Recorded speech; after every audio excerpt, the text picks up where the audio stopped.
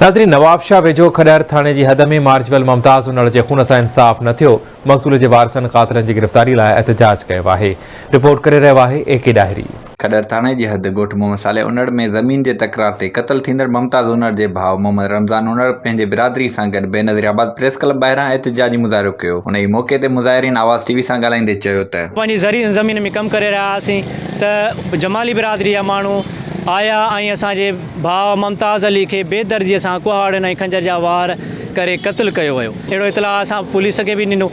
DSP साहब बर वक़्तु पहुतो, SHO साहब बर वक़्तु पहुतो। कोर्ट सगोरी प्रोटेक्शन जे लाइ असां एप्लीकेशन ॾिनी जेका पिणु अप्रूवल थी वई ऐं इन नाला अख़्तियारनि लाइ कोर्ट सगोरी मोकिलियो त हिननि खे जेको आहे सो प्रोटेक्शन ॾिनी वञे। वॾो ज़ुल्म कयो आहे, हिननि नाहक़ कयो आहे ऐं हींअर असां ते कूड़ा केस ठाहिण जी कोशिशि में लॻा पिया आहिनि ऐं असांखे तरह तरह जे तरीक़नि सां हिरासा पिया कनि।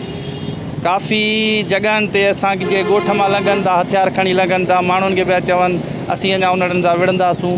माना कहिड़े बि तरीक़े सां हिननि खे हिरासा करिणो आहे, असांखे हिरासा पिया कनि। अपील था कयूं IG सिंध खे, DIG नवाबशाह, SSP नवाबशाह खे त असांखे जेको आहे सो हिफ़ाज़त ॾिनी वञे, असांजे ॻोठ में पुलिस पिकेट लॻाई वञे। उनड़ जमाली बिरादरी जे माण्हुनि उनखे शहीद कयो बनी जे तकरार तां। असां पर अमन माण्हू आहियूं ऐं कानून जो सहारो वरितो आहे। असां बर वक़्तु FIR बि कराई आहे। उन खां अलावा DSP साहब सरज़मीन ते SHO साहब पहुता। मुख़्तलिफ़ जवाबदार बिरादरी जा जेके माण्हू गिरफ़्तार कया आहिनि 3-4। अञा हिकिड़ो रूपोश माण्हू आहे, उहो मुख़्तलिफ़ तरीक़नि खां असांखे धमकियूं ॾेई रहिया आहिनि, हिसाए रहिया आहिनि केस जा हथु खणो। असांखे केस जा हथु कोन खणंदासीं इंशाअल्लाह ताला।